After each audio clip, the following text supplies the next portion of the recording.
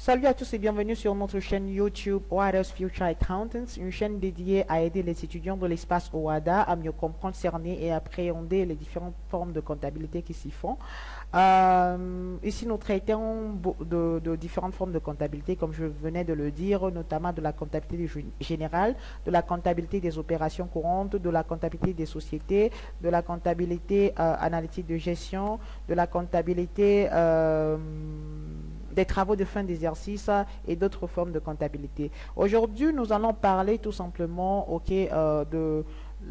d'une autre forme de comptabilité. On avait premièrement parlé de la comptabilité générale. Maintenant, nous allons aborder tout simplement la comptabilité des opérations courantes.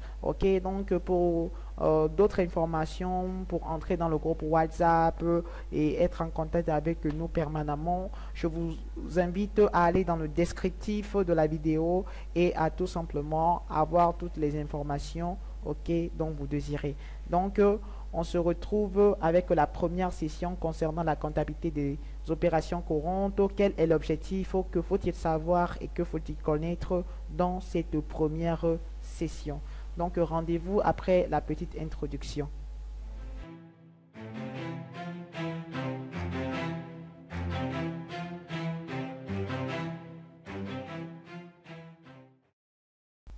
Salut à tous et bienvenue dans cette première session relative à la nouvelle forme de comptabilité que nous allons ensemble découvrir et étudier tout au long de différentes séances sur cette chaîne. Alors, cette nouvelle forme de comptabilité s'intitule tout simplement la comptabilité des opérations courantes. Donc, comme c'est une nouvelle forme de comptabilité, on sait ensemble qu'il est mieux de donner le but, pourquoi est-ce qu'il faudrait, pour moi, pourquoi ça m'intéresserait, pourquoi cela revêtirait un caractère substantiel d'étudier tout simplement une certaine forme de comptabilité comme la comptabilité des opérations courantes. Alors, c'est très simple ici. L'objectif, c'est très simple, c'est d'arriver tout simplement à enregistrer les opérations couramment, donc fréquemment ou bien récurremment réalisé par une entreprise tout simplement. Mais si on se focalisera plus sur une entreprise commerciale. Mais si vous comprenez bien sûr les processus de comptabilisation, alors ce serait même très facile de l'appliquer à une entreprise industrielle en connaissant tout simplement comment fonctionne une entreprise industrielle. Bon, vous découvrirez ça plus au niveau de la comptabilité analytique de gestion, communément appelée cash. Donc, on entre ici dans le vif du sujet.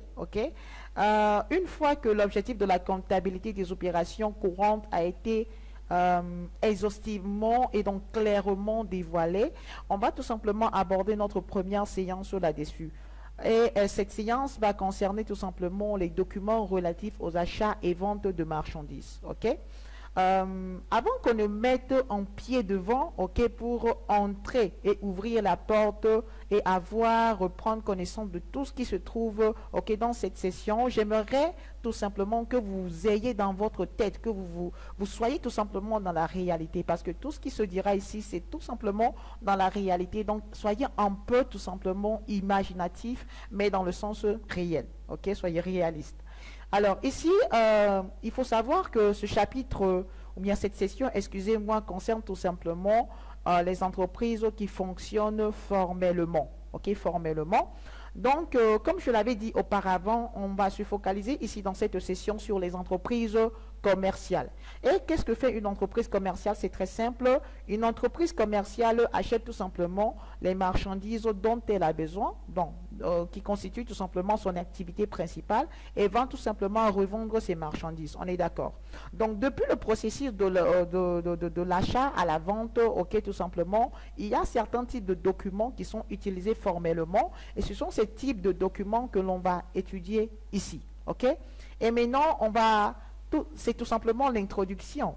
Donc, le premier type de document qu'on utilise, c'est l'appel d'offres. Mais avant, tout simplement, de vous parler de l'appel d'offres, j'aimerais tout simplement, que vous imaginiez un peu que vous étiez tout simplement une personne qui a créé son entreprise. Supposons que vous avez créé votre entreprise, vous voulez tout simplement vendre quoi? Moi, je vais prendre l'exemple des téléphones portables. Donc, vous allez premièrement faire quoi pour vendre vos téléphones portables? Vous voulez vendre, mais vous n'avez pas encore les téléphones portables. Alors, vous allez vous renseigner chez différents vendeurs, donc chez différents fournisseurs, ok, pour avoir le prix sur les téléphones, bien sûr de la même qualité, et ainsi toutes les informations dont vous avez besoin pour prendre des décisions sur celui chez qui, ou bien le fournisseur chez qui, ou bien le vendeur chez qui vous passerez la commande, n'est-ce pas? Donc, c'est dans cette perspective qu'intervient ce qu'on appelle tout simplement l'appel d'offres. Et par définition, tout simplement, l'appel d'offres, c'est tout simplement quoi? Un écrit par lequel un acheteur potentiel s'adresse aux différents fournisseurs qui peuvent être habituels ou nouveaux pour obtenir des renseignements sur les produits ou services dont il a besoin. C'est tout simplement ça, ce qu'on appelle un appel d'offres. Et souvent, vous trouverez l'appel d'offres dans les presses. Il y a certaines personnes même qui les envoient sur des sites, qui font des appels d'offres sur les sites internet, et ainsi de suite. Ok, donc c'est tout simplement ça. Maintenant, le second type de document qu'on va étudier s'appelle le bon de commande. Donc, on était dans la réalité. On continue toujours dans notre exemple. Ok, maintenant, on s'est renseigné. On a le prix des produits, on a les conditions de livraison, et ainsi de suite, ainsi de suite, ainsi de suite. Donc, ce qu'on va faire maintenant, c'est quoi? Une fois les renseignements eus, c'est qu'on va essayer d'examiner et de voir chez qui on pourrait acheter. Donc, une fois qu'on a pris la décision d'acheter, tout simplement, on écrit un document ou bien on rédige un document qui s'intitule tout simplement le bon de commande. Donc, par définition, tout simplement, le bon de commande, c'est un document établi par le client après étude des réponses données par les fournisseurs potentiels suite aux réponses de l'appel d'offres. Donc, c'est tout simplement ça, le bon de commande. Maintenant, le troisième type de document, le bon de livraison, bon de réception. On est toujours dans notre ordre d'idées là, Maintenant, on a décidé d'acheter chez le fournisseur là ou bien les fournisseurs là. Donc, on a passé notre commande, Maintenant, une fois qu'on a passé notre commande, les vendeurs vont nous livrer les marchandises. Donc, les vendeurs vont tout simplement, ou bien les fournisseurs vont nous livrer nos marchandises, Et au moment tout simplement de la réception de ces marchandises, il y a des documents, qu'on a. Il y a ce qu'on appelle le bon de livraison et le bon de réception, Donc, qu'est-ce que c'est que le bon de livraison et qu'est-ce que c'est que le bon de réception? Les définitions sont assez claires, pour tout simplement, nous permettre de les savoir, de pouvoir tout simplement comprendre ces deux termes, excusez-moi. Alors, au niveau du bon de livraison, il faut tout simplement savoir que le bon de livraison est établi dans un certain ordre d'idées, pour dire que, pour certifier tout simplement que le fournisseur ou bien le vendeur a bel et bien livré les marchandises. Mais le bon de réception, à son tour, lui, il vient tout simplement pour certifier que le client a bel et bien reçu les marchandises. Donc, la définition se trouve dans ce document. Je n'arrive pas à l'identifier très, très rapidement pour vous le lire. Je l'ai identifié. Donc, on dit par définition, le bon de livraison ou bon de réception est un document établi par le fournisseur à l'adresse du client et qui reprend le corps du bon de commande. C'est tout simplement ça. Mais il faut avoir en tête que le bon de livraison, c'est tout simplement pour certifier que le fournisseur a bel et bien livré les marchandises, et le bon de réception pour certifier tout simplement que le client a bel et bien reçu les marchandises. Donc c'est tout simplement ça. Et à la fin, il faut aussi retenir à ce niveau que les deux documents sont établis par le fournisseur. Ensuite, il y a un autre document, la facture. Nous avons acheté chez un fournisseur, on est d'accord. Donc, à l'arrivée tout simplement aussi des marchandises, on a eu le bon de livraison, il y a eu le bon de réception pour attester que nous avons reçu les marchandises, mais tout cela est suivi de ce qu'on appelle tout simplement de la facture, Et en comptabilité, il existe deux types de factures. il y a la facture, il existe différents types de factures, excusez-moi, ok, mais essentiellement, on se concentrera sur deux types de factures parce que ce sont ces types de factures, ok, qui seront enregistrés en comptabilité. Il s'agit notamment de la facture droit et de la facture avoir. Alors, qu'est-ce que c'est que la facture droit et qu'est-ce que c'est que la facture avoir? Donc, on va voir à peu près leur définition. La facture droit, ok, on nous dit que la facture droit est établie lorsque la vente est effective et est adressée au client afin de lui demander le règlement. Donc, la facture droit, on l'établit lorsque, ok, la vente, ok, a été totalement, ok, faite. Elle est complète et que c'est pour demander au client de nous régler, ok, ce que celui-ci nous doit.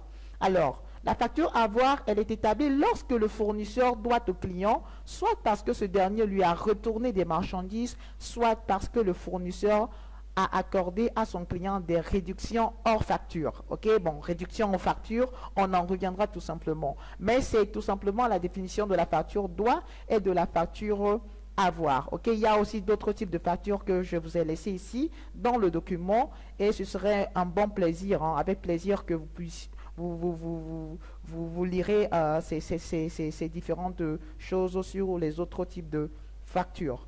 Donc, après cela, il y a aussi les éléments, ok, constitutifs du corps de la facture. Bon, ici, c'est sur l'étude de la facture. Ok, il faut savoir tout simplement sur une facture les éléments qui viennent en addition et aussi sur une facture les éléments qui viennent en diminution. Ok, donc ils sont listés dans le document. Je pense que je ne vais pas encore perdre assez de temps. La session a assez duré pour ne pas que ça devienne très boring. Donc, je vais m'arrêter à ce niveau. Le document est à votre portée et rendez-vous dans le groupe WhatsApp pour continuer sur les différents points et avoir les autres explications. Merci beaucoup d'avoir suivi cette séance.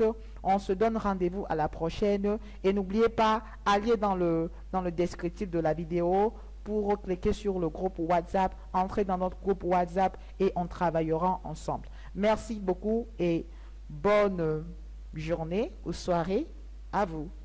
Bye.